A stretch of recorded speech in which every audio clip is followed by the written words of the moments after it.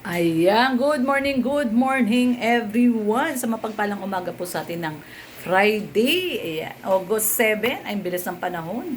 So, August 7 na po, anong Friday? So, isang mapagpalang, syempre, umaga, tanghali, gabi.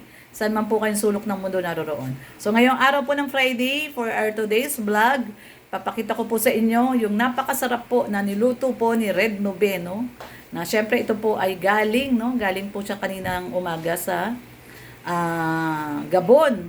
No? Nagpunta siya doon kila Titay at dumaan din siya sa Morales family, no? Kila Daddy D, kila Tatay Rezan at pati yung mga kamag-anakan doon nila Tatay Rezan, yung tiyahin ay binigyan ng gulay si Red Noveno. So ayan guys, pakita ko po sa inyo yung napakasarap na niluto niya na ginataang alimasag. Ay, grabe. Pampahay blood. Pampahay blood, guys. But anyway, ayan, salamat. Maraming salamat kay Titay, kay Kuya Dennis, syempre, sa pagbibigay ng native na manok, at buko, at nyog, kalabasa, at kung ano-ano pa. Kompleto na, bahay kubo na. Sa daming binigay, no? Sitaw, bataw, kamatis. May tanglad pa. Grabe. So, thank you so much. Yan, kila Titay. Siyempre, yan, namimiss natin sila. Yung Dabarkads dyan sa Gabon. Yan, namimiss natin sila. Pero, siyempre, dadalaw tayo dyan. At, yan, kay Daddy D. I-house tour natin yung bahay ni Daddy D. So, anyway, guys, ayan, ipapakita ko po sa inyo yung luto ni Red Noveno na napakasarap na ginataang alimasag. Ito po, guys, oh, tara po. Pakita ko po sa inyo. Ayan, oh, grabe, oh. Actually, hindi pa po kami kumakain. Pero papakita ko po sa inyo. Wow. Ay, grabe, oh. Pampahay blood ini. Kompletos recados, guys, oh. Ay, grabe, oh. So, ito po yung mga alimasag. Parang alimango to, lalaki, oh. Tingnan nyo naman, guys, oh. Laki, oh. Ayan, oh. Nilagay ni Ray. Pero hindi ako kakain nito. Natatakot ako. Hindi po ako kakain yan. Ang kakainin ko lang po, syempre, is gulay. Ayan, o. Yung, ito, kalabasa. Ayan, kalabasa, talong, sitaw. Ayan, sarap po. Tapos may ano pa, oh. May lemongrass, oh. Ayan, tanglad. So, parang na-overcook naman ni Daddy yung, gulay. Ayan. So, anyway, tikman natin, guys. Sarap nito, grabe. Sarap po. Tikman ko po, Tikman po natin. Ayan guys, tikim po tayo. Anyway, kami lang naman ni Red Noveno kakain nito. Tikman po natin.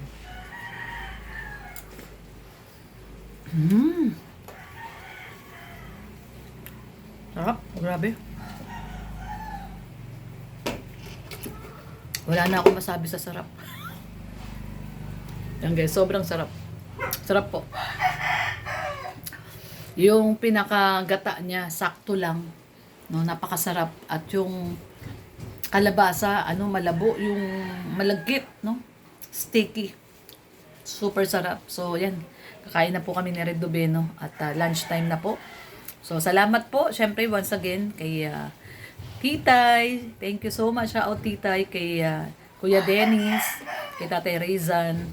At saka syempre yung tiyahin nila langga na binigyan daw si Katropang Red ng sitaw, no? Kamag-anakan pala yun nila Tatay Rezan na nanonood sa atin, no? Na followers din po ng Team Kalingap, no? So thank you so much po. At ang dala kanina ni Red Noveno ay puro bigay lang daw sa kanya lahat yun, no? So ito pong pagkain na po natin na to ngayon, ito po ay bigay lang. Kahit yung alimasag. Ayan guys, so kahit yung alimasag, bigay lang din po yan ni Kuya Saldi. Saldi Boy Fishing Vlogs. Ayan, support po natin.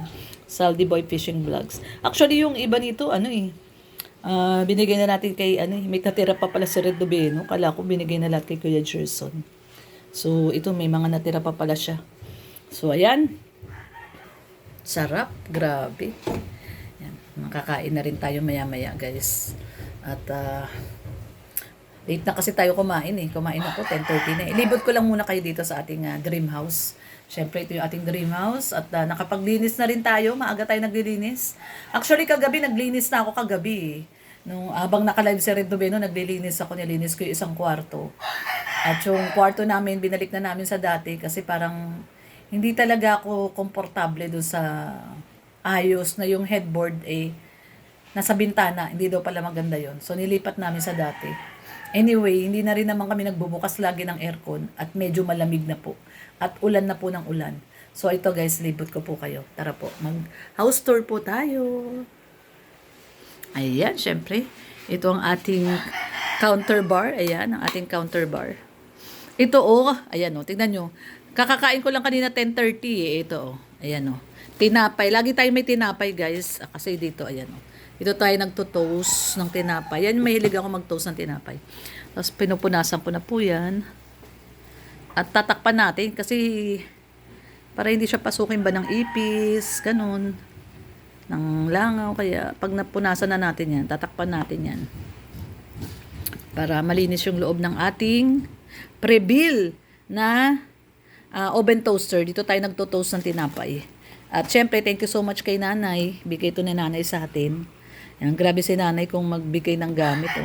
Pre-bill. Tapos yung ating rice cooker. Ayun, yung rice cooker na natin. Ayun, Tefal. Social si nanay. Grabe. Yan, si nanay from UK. So anyway guys, ayan, syempre. Yan, sabi ko, house tour ko kayo. Syempre, ayan si, si Tarzan. Nakaubad ka pa, daddy. Ano ba yan? Walang damit, magad sa atin si Whitey. Nabasa na yung damit mo. At saka syempre dito sa ating kwarto, ayan, pag gumising ako guys, sa umaga pa lang, nililigpit ko na yan kaagad. Nakaligpit na yan. Nililigpit ko na siya kaagad. Yan. Kasi ugali ko na yan. Si Red kasi pag bumangon yan, wala ligpit-ligpit ako pagkagising ko. Kasi ako naman lagi late nagigising. Kaya ako tagaligpit. So, pagkagising ko, ayusin ko na po yan, yung ating kama. Tutuklipin ko yung mga kumot, unan, lalagay ko dyan. Tapos, tinatakpan ko talaga, guys. Yan, nilalagyan ko talaga ng takip kasi maalikabok po dito, sa totoo lang. Dahil nga, kabi-kabila din yung mga nagpapagawa ng bahay. So, medyo maalikabok po talaga. Kaya mayat-maya din po, ako po ay naglilinis, nagwawalis. Kasi mayat-maya maalikabok talaga. So, ayan. Isa natin yan, yung ating kama. Tinatak-in na natin yan. Kasi kanina, yumuko ako dyan Ayan, tinatak-in ko yan. Malinis yan. Tapos, syempre, itong kortina natin, papalitan na natin to at medyo matagal-tagal na rin to. Bibili na lang tayo ng bagong kapalit. Ayan, ito yung ating, pag nagla-live kami dito. So, ayan guys. Ayan, time check tayo. 1:25 na pala. 1:25 na pala guys. Ayan. Siyempre ito. Nakabukas yung bintana natin dito guys. Ito yung ating terrace na hindi pa magawa-gawa. At wala pa tayong budget. So mag-iipon na lang muna tayo. Ito yung mga fiddle leaf natin. Ang gaganda na Alam nyo guys, yung mga fiddle leaf po na yan ay naka-markot lang yan. Ayan si Kuya, Lazada. Nagdi-deliver. So ayan yung mga fiddle leaf natin. Ang gaganda na Grabe Minarkot lang po yan ni Red Noveno, yung mga fiddle leaf. Maganda po siya pang inside ng bahay, ganun. So, ayan, dito tayo sa ating bedroom. Ayan. So, malinis po siya, Ayan, Ayan yung kabuuan ng ating bedroom. Nilipat na namin yung kama, guys, kasi dati, doon namin nilagay yung ulunan. Hindi ako, parang iba yung datingan pag doon yung ulo, So, yung aircon naman, hindi na rin naman namin masyadong nagagamit kasi nga malamig naman na ngayon. Binubuksan lang namin yung bintana. Dito, bintana dito, bintana dito. So, naka-electric pan lang kami ni Red. Di na kami nag-aircon. Hindi naman sa nagtitipid sa kuryente pero malamig naman na. Hindi na katulad dati na sobrang init. So, yan ang ating kwarto. Yan. Actually, dito sa kabila, ayan. Dito po sa kabila, ito yung nilinis ko naman din kagabi. Ito, papakita ko po sa inyo yung nilinis natin kagabi ito. Yan, pasensya na lang po dito sa mga kakakuha lang kasi namin yan. Yung mga labahi, pinalabahan. Hindi ko pa naayos. Nilabas na ni Red yung iba at kumuha siya ng mga damit niya. Ang dami natin pinalabahan nung isang araw. Napuno yung sasakyan ng pinalabahan. So, ito yung mga kumot. Ayan, mga kumot natin, punda, ayan. So, ito, ilalagay ko to dito. Itong mga to, ilalagay natin dito sa aparador na to. Kasi dito yung, ano natin, lagayan na natin to ng mga kumot. Ganyan, ito. Ayan. Kaso puno na rin. Wala na rin tayo. Wala na rin tayo mapaglagyan. Puno na rin. Ayan, yung mga kumot punda. Grabe. Puno na. Itong jacket na to, malinis naman to eh. Lagay ko lang muna siya dyan. Diyan natin siya ilalagay. Hanapan ko na lang ng pwesto tong mga bagong labang mga punda at kumot. So, ito yung inayos ko pala kagabi, guys. Ayan, ito. Ito kasi dati, nandito sa may ilalim ng kama, tinanggal ko. So, sinalansan ko na lang siya dyan. Kasi nga, tinanggal ko dito yung lagayan ng sapatos. Dati kasi nandyan yung lagayan ng sapatos, guys. Kung naalala nyo po, nandyan yung lagayan ng sapatos. So, inalis ko na siya dyan. At ito, nilipat ko na dyan yung mga Durabox. Yan, nilagay ko na dyan yung mga Megabox na yan. Mga ano din yan mga lumang damit. Ayan, kulambo, kumot. Papamigay na rin namin yan. Ito yung mga, ito actually yung mga t-shirt namin ng YouTube yan, oh. Ayan, oh, tapos mga luma akong short, na pek-pek short. Ito yan, oh, mga YouTube t-shirt. Yan, mga YouTube t-shirt po yan. Papamigay na rin namin yan. Natin pag nag-feeding tayo, dadali na namin yung mga yan. Kasi, syempre, pamigay na natin at di rin naman na nagagamit. No? So, yung nakalagay pala doon na lalagyanan ng sapatos, nilabas ko na. Kasi may nagsabi na wag daw ilagay yung lagayan ng sapatos sa kwarto. So, yun nilabas na natin, guys. Nandito na po yung lagayan natin ng sapatos. Ayan, dito ko na nilagay kasi yung sabi nga nila, wag daw doon ilagay sa kwarto. Wala naman kasi nagko-kwarto doon. Pero dito ko na rin nilagay kasi nga, yan guys, pag dumadating kami ni Red, yan, dito ko na siya nilagay. Kasi pag dumadating naman kami, dito kami pumapasok. Ayan, dito. Ito yung talagang, ano namin, dito kami pumapasok na pinto. So, pagdating namin dito, yan, ubarin namin yung sapatos. Tapos lalagay na namin dito. Ayan, oh. Ay, alam nyo ito, guys, itong Birkenstock na to, sa totoo lang, ito pasalubong sa akin ng ate ko to. That was 15 years ago. Tignan nyo naman kung gaano pa rin siya kaganda. No? Tignan nyo pag, sabi ko nga sa inyo, pag original, oh. Grabe. 15 years ago po ito, guys, itong Birkenstock na to. Tingnan nyo naman, oh. Yung huling uwi pa niya. Ayan, mga original, oh. Made in Germany. Birkenstock. Dala to ng ate ko. Tingnan nyo hanggang ngayon, napapakinabangan ko pa, oh. Gagamit ko pa siya. Diba? Pag original talaga, oh, talagang tatagal habang buhay. Yan naman yung leather niya, no? Diba? Ilang taong ko na itong ginagamit. Diyos ko, parang 15 years na mahigit. 15 o 16. Kailan ba yun? Nung dinala niya yan. 10? O tama, mga ganun. So, ano na yan? 16 years na pala yan. Imagine nyo, guys, oh. 20 years na siya. Ibang klase talaga pag original yung Birkenstock, oh. Genuine talaga yung ano niya, leather niya. Hindi siya nasisira. Tingnan niyo yung pinaka-ano niya, oh. Yung tawag dito, yung sole ba yan? Tawag dyan. Tingnan niyo kung gaano pa rin kaganda. Ginagamit ko po ito, guys, ha. Actually, ginagamit ko to pang harabas to. Kasi sa Germany, ganito yung mga tsinelas nila sapatos. Kasi ito, sinusukat po to do sa paa nyo. May, ang ano po, system po kasi nito, may hulmahan to. Pag pumunta kayo doon sa totoong Birkenstock na tindahan sa Germany, ihuhulma po yung paa nyo. Yan. Para hindi sasakit yung likod nyo. Ganyan po sila doon. Ayan, 37 po yung size ng paa ko.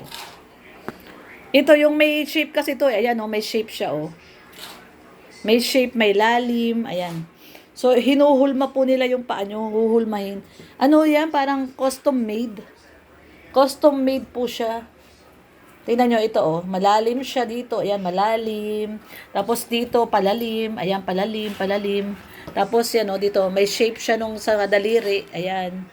Tapos, kumbaga nakahulma talaga yung pinaka, ano nyo, pinaka, tawag dito, yung pinakapaa nyo. Pag pumunta kayo doon, ano, may papatapakan sa inyo na parang soft gel. Tapos, huhulmahin nila yung sa paa nyo. Ito, nakahulma to sa paa nyo. Tapos, syempre, ito yung ating mga Toms. Ayan, syempre. Kahit na gamit na yung mga Toms na to na sapatos. Napakamahal po ng Toms. Ayan. Ito, bigay ito ni Tita Heidi to. Yung Toms natin na sapatos, bigay po yan ni Tita Heidi. And thank you so much, Tita Heidi. Gamit na gamit ko yung Toms na yan. Tapos, syempre, ito, bigay ito ng ate ko. Skechers. Ayan, Skechers. Itong tagal na rin itong sapatos na to. Pero pag original talaga, oh, grabe, oh. Hindi nadudumihan yung, ano, hindi nagbabago. Yan. Siyempre ito, kay Red Noveno to, bigay ito ni Tita Miles. Ayan, shout out Tita Miles. Ayan, bigay ito ni Tita Miles kay Red Noveno. Nike from Australia. Ayan, from Australia. Ayan, yan lang naman yung mga sapatos natin. So, dyan na namin nilalagay. So, para pag galing po kami dito sa labas, dito na kami, hanggang dito lang sa kusina, tapos ilalagay na dyan yung sapatos. Tapos, pasok na tayo sa loob. Yan lang. Ganun lang po, ano? So, yan. So, yan guys. So, hanggang dito na lang po muna ang ating vlog for today, Friday. August 7, ang bilis po ng panahon. Grabe. So, yan, hanggang dito na lang po muna ang ating munting vlog ngayong araw po ng Friday, ng tanghali. At kakain na po kami. Ito, syempre, yung napakasarap na ulam na niluto po ni Red Noveno. Ayan, grabe. Oh. So, ayan guys, kain na po muna kami. At thank you so much. Ayan, until next vlog po, hanggang sa susunod po na vlog. Syempre, sa mga kababayan po natin nasa abroad, ingat po kayong lahat. God bless everyone. Love, love lang po tayo. Ayan. Bye-bye po. Sa mapagpalang Friday po sa inyong lahat. Bye-bye. God bless everyone po. Bye-bye.